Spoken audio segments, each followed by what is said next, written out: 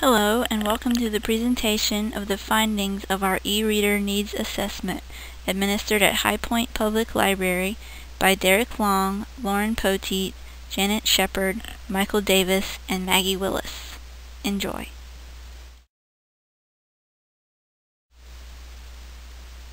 First, I will give you a general introduction to our library's home city in order to better illustrate the library's user population and its service goals. High Point calls itself North Carolina's international city. It is home to the state's furniture industry and hosts the annual furniture market, which brings people in from all over the world to work and to visit. The main economic force of High Point is its furniture manufacturing industry, and as a consequence, the city is suffering from high unemployment during these tough economic times. High Point has a little over 100,000 residents, with quite a few citizens coming from non-English speaking backgrounds.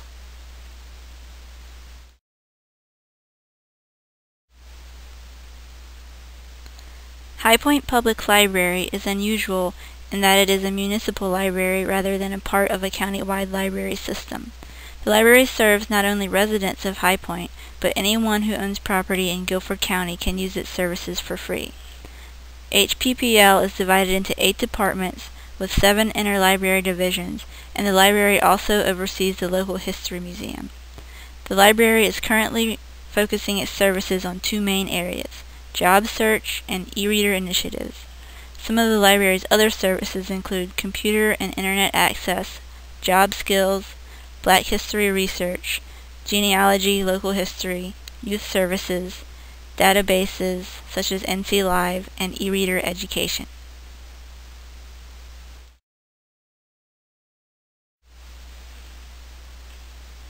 HPPL is currently in the process of writing a new strategic plan for the next 3 years. Ebooks already play a strong role in the library's programming, but they are hoping to collect more information regarding patron attitudes towards this particular area of service. Ultimately, HPPL wants to answer the question of, will it be a good investment for the library to purchase e-readers for checkout?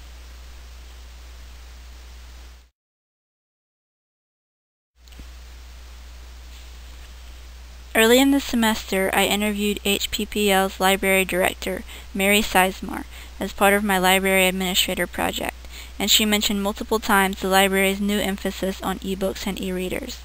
She described the library's current ebook initiatives and her hopes for future ebook e-reader programming. Using Mary as a point of contact, we inquired about doing our needs assessment at HPPL and got an overwhelmingly positive response from Mary and her staff. Mary set up a meeting between our group and all HPPL department heads interested in our project. At this initial meeting, HPPL expressed its desire that we focus entirely on e-readers, as that is an area in which they are in need of information. They provided us with questions they would like answered, which we used as a basis for our surveys.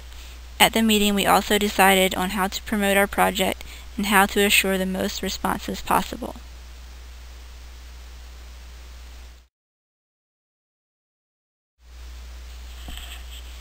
Our chief means of collecting information was through surveys. We created separate surveys using Google Documents, one to be administered to patrons and one to be administered to staff. HPPL also suggested we translate our patron survey into Spanish, as they have a large Spanish-speaking population. Our survey questions were developed in collaboration with High Point staff at our initial meeting and were reviewed again by staff via email before being administered. All group members participated in on-site surveying. We walked around different areas or sat at our survey station set up by HPPL and asked patrons to take our surveys using either an iPad or a Nook as suggested by High Point. HPPL also posted our survey links to their Facebook page. They promoted our surveys by creating posters and flyers for display throughout the library, as you can see an example here on the right. And we created QR codes linking to our English and Spanish surveys for use by those with smartphones. The staff surveys were collected mainly via email.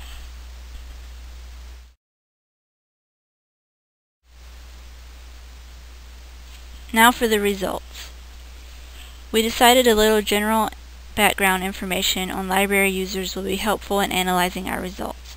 We asked each patron if they were a resident of Guilford County, and as you can see, 89% of responses were yes. We also asked about age, with most of our respondents falling in the 25 to 44 or 45 to 64 age range. By suggestion from High Point, we included a question about library website usage, with results fairly well distributed between daily use and never.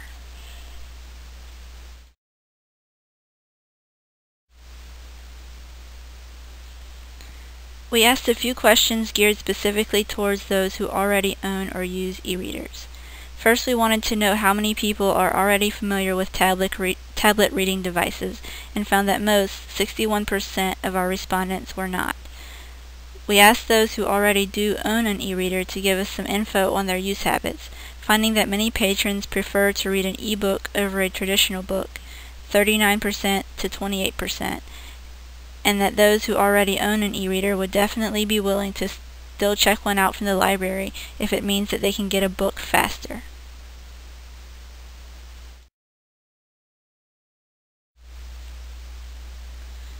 The main goal of our project was to ascertain patron interest in e-readers to help HPPL decide if they should purchase some for checkout.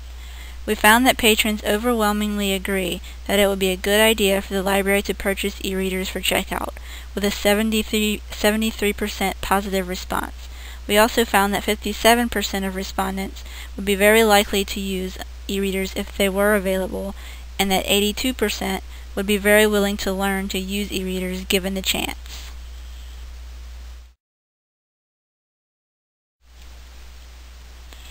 As per suggestion of High Point, we asked a few questions regarding what titles should be loaded onto e-readers. We inquired what types of books patrons would like to see preloaded onto e-readers, with bestsellers and high-demand titles being very popular choices. We also asked if patrons thought that there should be e-readers designated solely to specific areas, such as fiction, non-fiction, and children's titles. Overwhelmingly, the answer to this question was yes, with many people commenting on the fact that they strongly believed children should have their own e-readers with parent-approved content.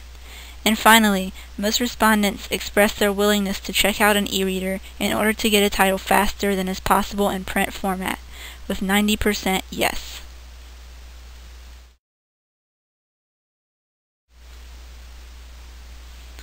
As e-readers often have the option to drastically enlarge text size, we also asked a question about e-reader use for those with visual impairments.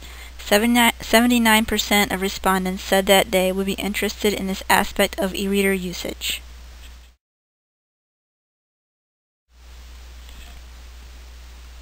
In summary, we collected 158 patron responses, 2 of those in Spanish. Over 57% responded positively to the library's possible purchase of e-readers for checkout, with 24% responding that they would be unlikely to ever use the service, and 16% keeping an open mind. In the event that the library does offer e-readers for checkout, respondents overwhelmingly would like for there to be a differentiation between those for adults and those for children, for content control issues.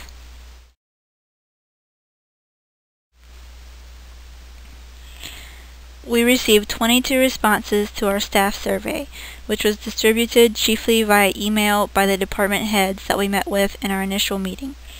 Many staff members are already owners of e-readers, 13 of 22 members, although most of them still prefer reading traditional print books, 82%. Almost everyone has some prior training with helping customers use e-readers, 16 out of 22 respondents, and most claim that their experience so far in this area with helping patrons has been either positive or neutral, with no negative responses. Staff would like to be further trained in the areas, in order of popularity, of troubleshooting for devices, e-book resources, and training on specific devices such as Kindle, Nook, or iPad.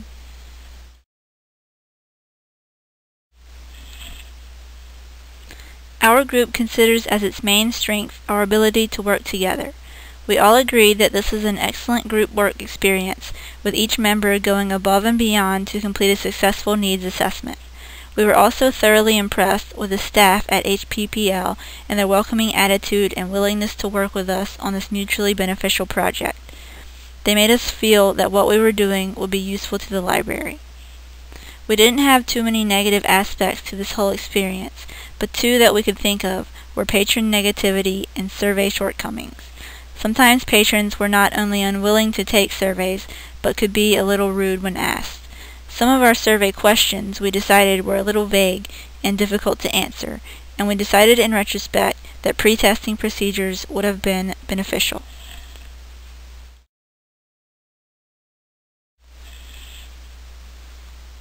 In conclusion, we consider our assessment to be a great success in determining the answer to High Point Public Library's question of if they should purchase e-readers for checkout.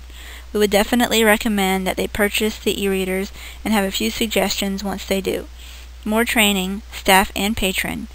Designate devices for specific areas, especially separate devices for children.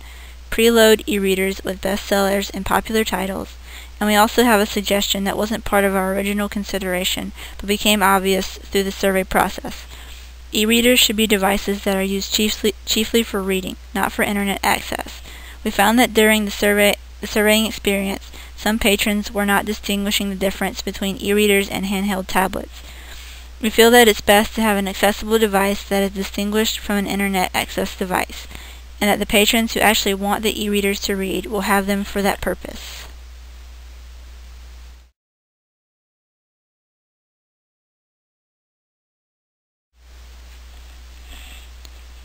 This concludes our presentation. Thanks for listening.